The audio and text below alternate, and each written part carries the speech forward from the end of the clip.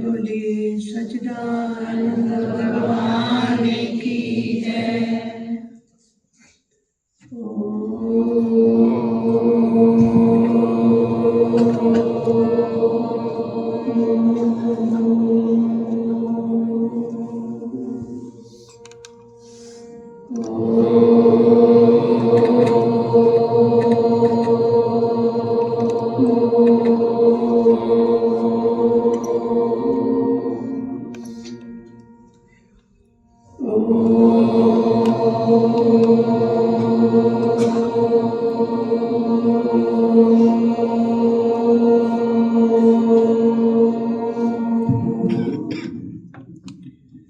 वंदो श्री गुरुदेव जी, सब विधि करो सहाय। हरो सकल जग आपदा, प्रेम सुधा रस प्याए। नारायण प्रभु आप हो, पाप विमोचन हारे। क्षमा करो अपराध मेरे, बेड़ा लो अवतार। अंतर्यामी नाथ तुम, जीवन के आधार। जो तुम छोड़ो पाए तो गावे पार। कबीरा सोया क्या करे, उठ बैठ रहो जाग। जाके संग से बिछड़ा, ताई के संग लाग। हमने अपने आप की प्रभु छोड़ दी है डोर। आगे मर्जी आपकी, प्रभु ले चलिए जिस ओर। आगे मर्जी आपकी, प्रभु ले चलिए जिस ओर।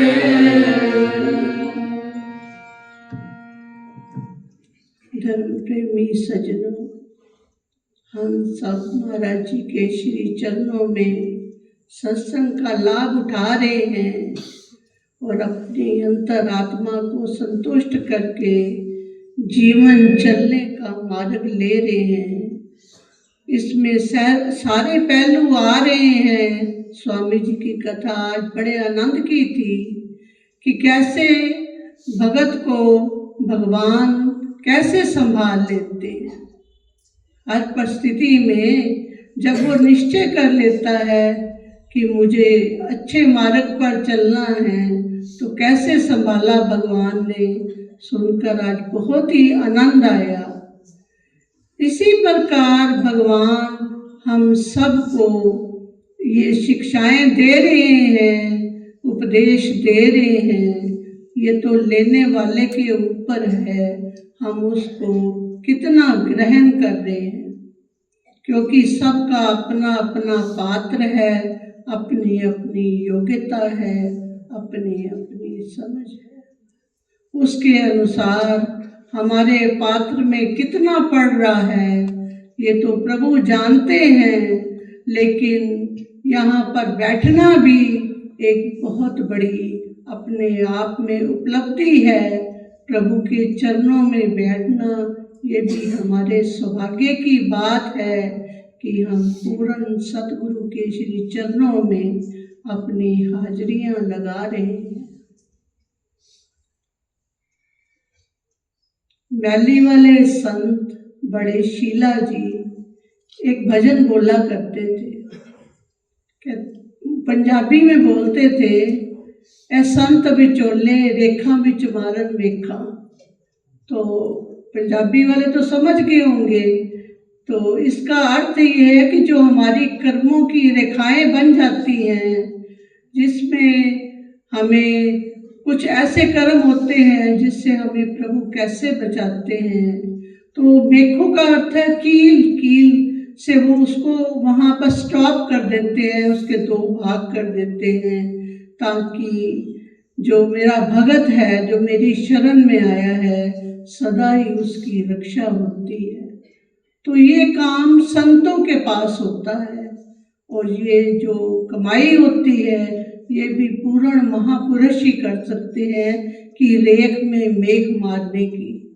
आम ये चीजें हर किसी से नहीं हो सकती, लेकिन ये शक्ति महापुरुषों के पास होती है कि वो हमारे जो ऐसी रेखाएं होती हैं जिसमें हमारा प्रारब्ध सही नहीं होता, उसको भी प्रभु बदल देते हैं अपनी कृपा से। कहते हैं परमात्मा के दो रूप हैं, एक तो न्याय का, तो एक रूप परमात्मा अपने में से गुरु का देता है। वो अपना ही रूप नीचे भेजते हैं धरती पे, गुरु का रूप। तो गुरु को किस रूप में वो भेजते हैं? वो दया का रूप होता है। करुणा सिंधु हम प्रभु को बोलते हैं, अपने गुरु को बोलते हैं, तो उसके पीछे भी आप अनुभव करते होंगे कि हमें कई बार कितनी दया का सहारा प्रभु का मिलता है, जिससे हमारा मार्ग आगे चलता है। किसी भी रूप में प्रभु की दया हमें मिलती है, हमें महसूस होती है कि ईश्वर ने, गुरु ने हमारे ऊपर कृपा की है, तब हम इस समस्या से बाहर निकल पाए हैं। कहते हैं माँ का रूप होता है गुरु का, तो माँ भी पिता का रूप होता है न्याय का। पिता जो होते हैं अपने बालक को उसी रूप में पालना करते हैं जैसे भगवान ने उनकी ड्यूटी दी है। लेकिन माँ जो होती है वो दयालु होती है। कहते बच्चा जब गंदगी से सना होता है तो वो माँ के पास आता है, तो माँ उससे नफरत नहीं करती कि तू गंदा हो गया है ऐसे। कहते हैं उसे बड़े प्यार से उसकी सफाई करती है और उसको अपनी गोद में उठा लेती है। कहते हैं ऐसे ही महापुरुष जीव की भूलों को करते हुए, संभालते हुए उस जीव को अपनी गोद में उठा लेते हैं और उसके मार्ग को अग्रसर करते हैं। ये विरध है गुरु का, इसलिए गुरु की शरण में आना हमें बहुत लाभ देता है। कहते हैं एक पत्थर है, वो पड़ा है, उसकी अपनी कोई बिसात नहीं कि वह अपने आप को कुछ कर सके। तो कहते हैं शिष्य भी ऐसे ही है, उसका काम क्या है? कहते हैं गुरु के सामने आकर बैठ जाना। गुरु के सामने आकर बैठ जाना ही उसका बहुत है। कहते हैं गुरु खुद तराशते हैं उसको,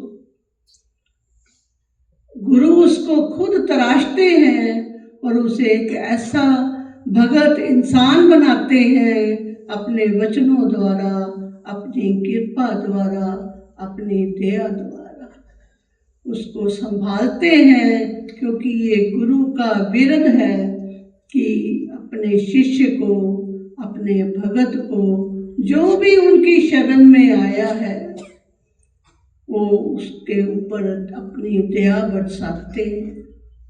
इससे अपने आश्रम के एक भगत की थोड़ी सी, महापुरुषों की तो हम बताते हैं और भक्तों की, महाराज जी द्वारा भी ऐसे कई कार्य हुए हैं जिससे उनकी दया का पता लगता है।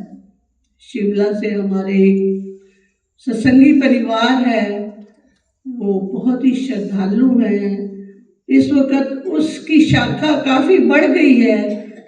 कम से कम मेरे ख्याल एक ही परिवार के 50-60 लोग होंगे जो इधर आते हैं, जाते हैं और पूरी तरह समर्पित हैं। तो उनके ही एक बार कहते मैं किसी काम से बाहर गया हुआ था, तो कुछ ऐसी प्रेरणा हुई कि 2 दिन की छुट्टी मिल गई। छुट्टी में कहते हैं मैं आ गया वापस। तो आए महाराज जी के पास। महाराज जी के पास आए तो कहते मुझे भाई हरिचंद जी ने कहा कि कल ये सेवा है, आप पहुंच जाना वहाँ। महाराज जी के समक्ष ही कहा उन्होंने। तो वो जंगल में लकड़ी उठानी थी, ऊपर की बिल्डिंग बन रही थी।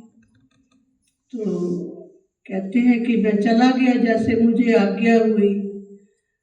तो लकड़ी उठाई, उसका बैलेंस नहीं रहा, किसी तरह बहुत भारी वो पूरा पेड़ का पोर्शन था, तो वो उनका गिर गया और गिरते ही उनकी नाक से होता हुआ वो नीचे गिर गया। उनकी नाक टेढ़ी हो गई और उसमें से खून चलने लगा। उनको एकदम हॉस्पिटल में लेके जाया गया, शिमला में लेके गए। वहाँ कहते डॉक्टर पवन जो है उस वक्त वहाँ थे, तो उन्होंने सारे रास्ते मेरी नाक को सीधे करते रहे ताकि उसी जगह वो स्थिर ना हो जाए। तो आज भी अगर मैं आपको दिखाऊं तो उनकी नाक अभी थोड़ी सी टेढ़ी है, थोड़ी सी कसर रह गई है। तो कहते हैं कि वहाँ जाके उनका इलाज हुआ और वो ठीक हो गए। वो तो ठीक हो गए, उन्होंने माना कि महाराज जी ने मेरी रक्षा की है और वो अपने घर में प्रसन्न, आगे की जीवन बच गया। ऐसा था कि बहुत भयंकर चोट थी और महाराज जी की कृपा से वो ठीक हो गई, वो अपने घर आ गए। जो उनकी माता जी थी वो एक दिन महाराज जी के पास आए। तो महाराज जी की, मैं उस वक्त वही थी क्योंकि सुनी हुई बात है। तो महाराज जी के पास आकर कहने लगे कि महाराज जी मैंने एक बात पूछनी है। तो महाराज जी ने कहा बोलो।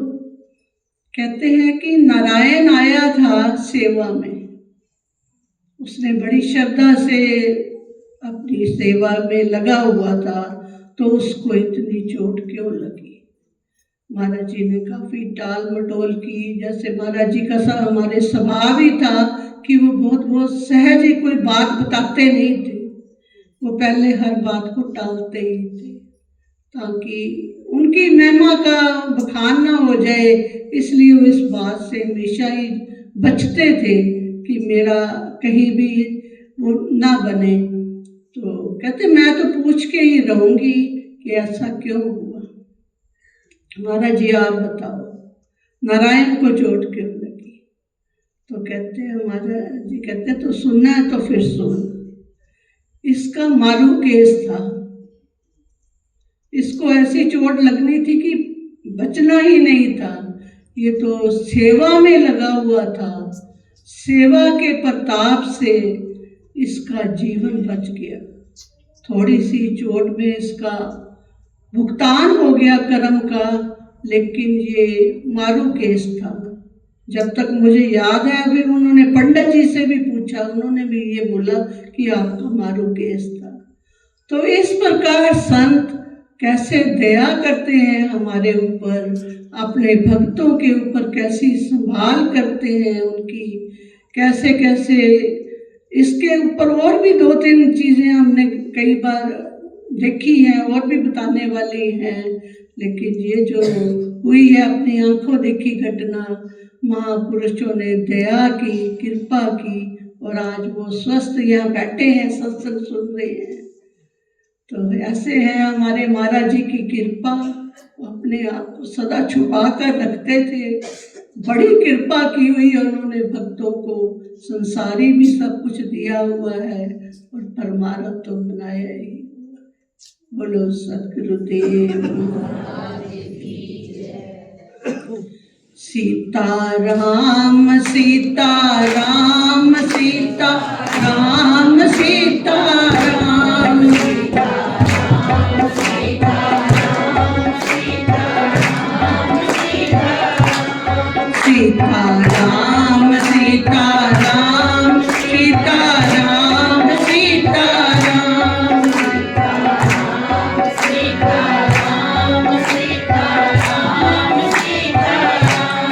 राधे श्याम राधे श्याम राधे श्याम राधे श्याम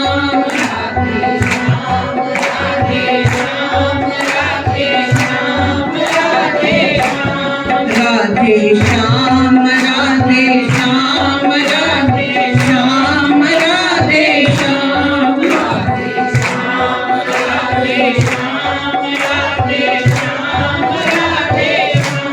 सीताराम सीताराम सीताराम सीताराम सीताराम सीताराम सीताराम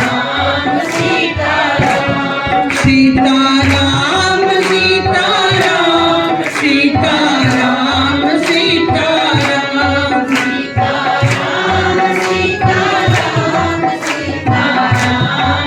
सीताराम राधे श्याम राधे श्याम राधे श्याम राधे श्याम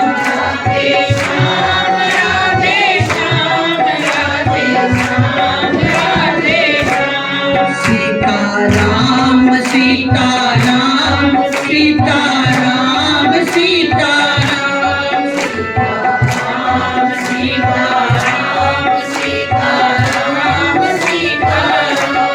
राधे श्याम राधे श्याम राधे श्याम राधे श्याम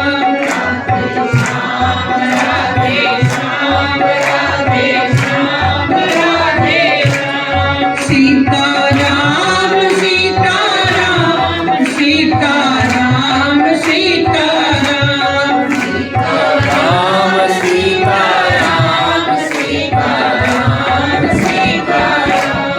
राधे श्याम राधे श्याम राधे श्याम राधे श्याम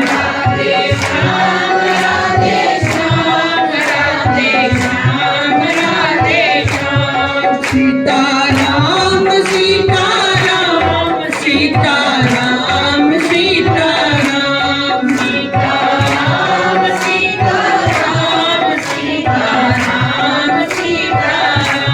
राधे श्याम राधे श्याम राधे श्याम राधे श्याम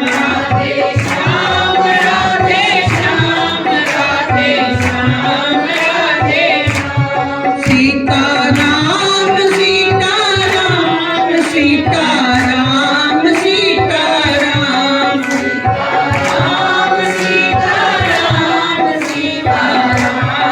सीताराम राधे श्याम राधे श्याम राधे श्याम राधे श्याम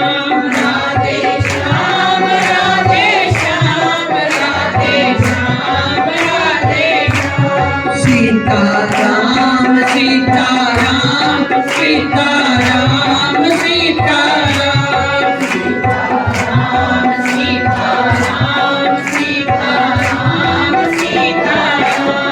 राधे श्याम राधे श्याम राधे श्याम राधे श्याम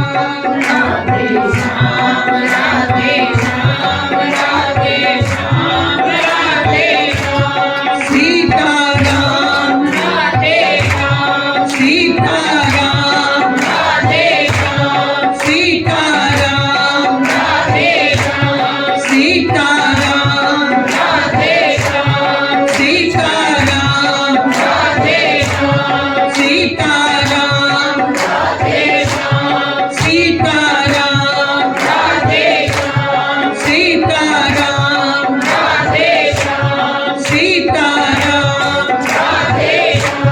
सीताराम सीताराम सीताराम सीताराम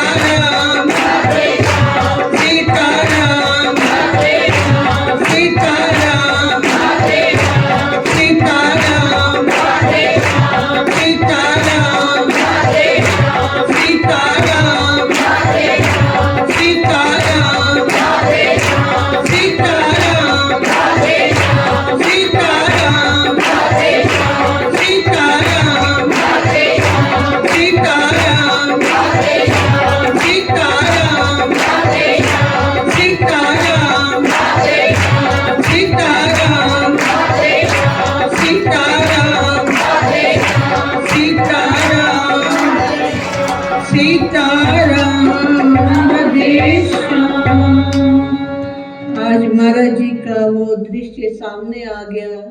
जब दौलत राम भाई जी ये कीर्तन करते थे और सारी संगत मस्त होके कम से कम आधा घंटा कीर्तन होता था, तो महाराज जी बड़े आनंद से सुनते थे। कहते थे कि दौलत राम जी का कीर्तन महाराज जी को बड़ा पसंद था। आज सुनीता जी ने मुझे बोला कि ये जरूर करना है। तो बोलो सतगुरुदेव महाराज जी।